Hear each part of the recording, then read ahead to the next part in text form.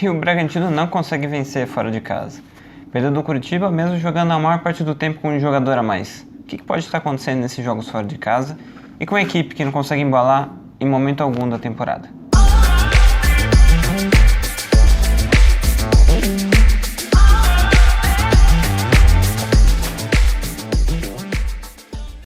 Olá pessoas, estou aqui em mais um RS Análises, eu sou o Rodrigo Seixas, eu estou no canal DP Channel. Vamos falar hoje sobre essa fase do Bragantino, que não parece uma fase, né, mais um cenário do que é a temporada, mas antes passar pelos patrocinadores do canal. O canal é patrocinado pela RV Sistema de Segurança, pela Oregon Estacionamentos, pela Fatec de Bragança Paulista e pela Farma Souza. Então o Bragantino jogou nesse fim de semana contra o Curitiba, ele foi lá para Curitiba, começou o jogo e logo no primeiro lance ali já teve a expulsão do Varley, então o Bragantino ficou com um jogador a mais praticamente o jogo inteiro.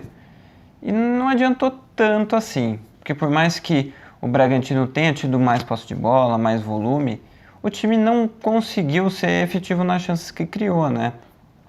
Não criou tantas chances claras assim, por mais que o Barbieri tenha dito na coletiva que criou bastante chances, realmente criou, mas eu não acho que elas tenham sido tantas delas tão claras. Acho que dá para ter feito mais com um cenário que ficou o jogo, né? Pô, você tem o jogo inteiro um jogador a mais contra o adversário que, por mais que jogasse em casa, não é um dos melhores times do campeonato. Então você tinha que se impor.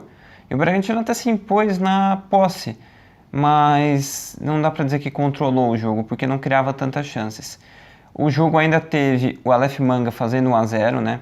Uma jogada que o Bragantino de novo sobe numa bola parada e não consegue marcar bem essa subida do time no contra-ataque. O Bragantino toma muito gol de contra-ataque ou de lançamentos longos, né? O Bragantino tem uma dificuldade em conter essa linha defensiva, principalmente quando o Ortiz não joga.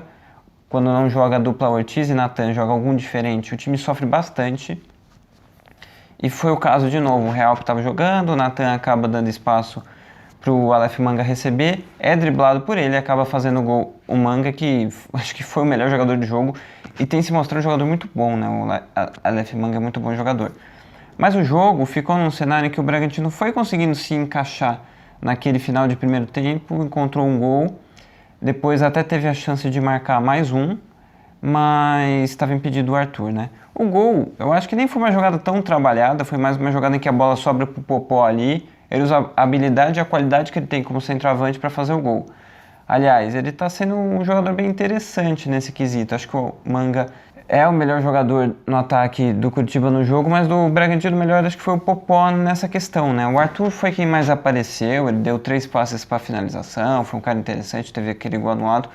Mas quem conseguiu aparecer de uma maneira efetiva foi o Popó, que depois, no segundo tempo, e até depois que ele marca o gol, ele não consegue mais receber bola, ele ficou muito bem marcado ali, recebeu muito pouco, então ele acabou não contribuindo tanto, mas nesse lance do gol, ele tem uma finta muito boa, ele trabalha bem as duas pernas para finalizar a jogada, então ele se mostrou um jogador muito interessante para conseguir chegar e conseguir concluir a jogada em gol, e foi isso que ele fez, ele acabou marcando o gol, que deixou o time dele, empatou aquele momento, né, e abriu um caminho bom para o restante do jogo para o Bragantino.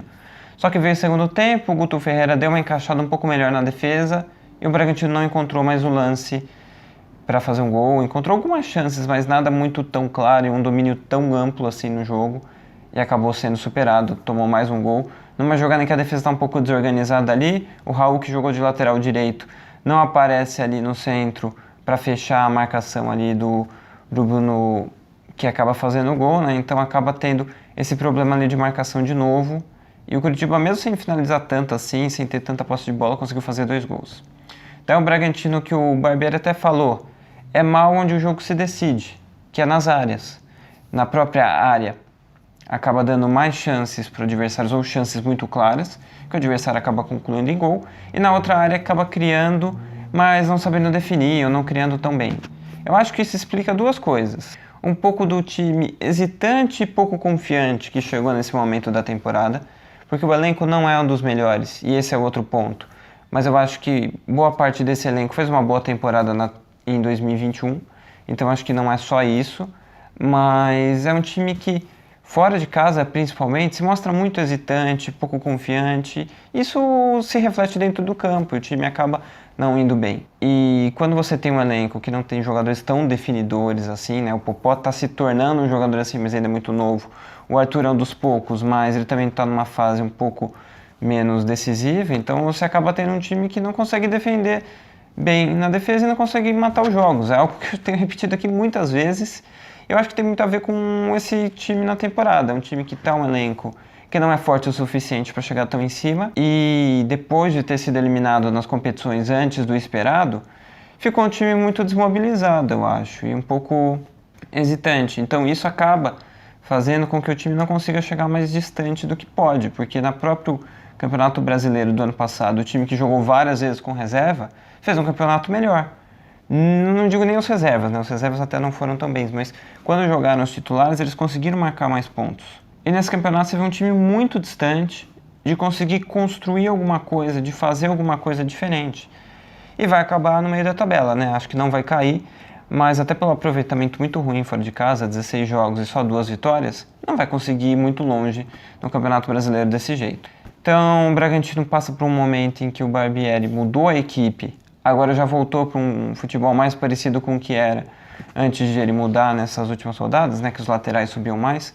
Eu expliquei melhor isso num vídeo aqui no canal. Agora já está mais parecido com o time que começou a temporada e ainda assim não consegue produzir. Então acho que o Barbieri está ficando sem ideias, porque ele tenta, mas o time não evolui. Acho que aí pode ter uma limitação dele de não ter outras melhores ideias? Pode. Pode ter uma questão dele não conseguir mais mobilizar o time como antes? Pode também. Mas também tem um elenco que não é dos melhores. Tem um elenco que é muito jovem e fora de casa parece que sente mais o jogo e acaba jogando mal. Então acho que tudo isso entra dentro do jogo e faz com que o time não consiga render. Os últimos resultados são muito ruins, desse jogo é péssimo porque você tem todo um cenário favorável e você não consegue ir bem. Teve todo o cenário ao contrário contra o Flamengo, daí também perdeu. Mas é um Bragantino que não consegue vencer times que têm elencos melhores que o dele e nem sempre vence times que têm elencos piores que o dele.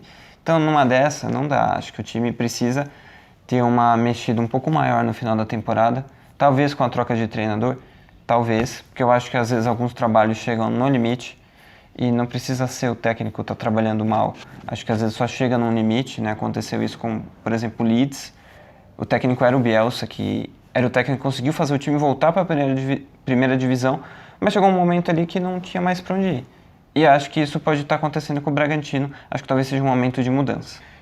Não diria nem do treinador, mas assim de ambiente. Você precisa mexer em alguma coisa, precisa reestruturar o time e refazer um time mais competitivo. Vai passar por trocar de jogadores, talvez algumas pessoas dentro do clube e fazer o time chegar mais longe, né?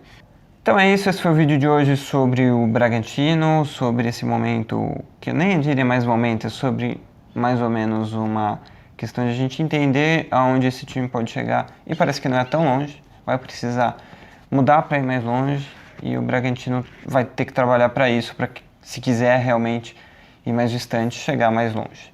Então é isso, espero que você tenha gostado. Semana que vem volto com mais um RS Análises. Essa semana tem mais um giro.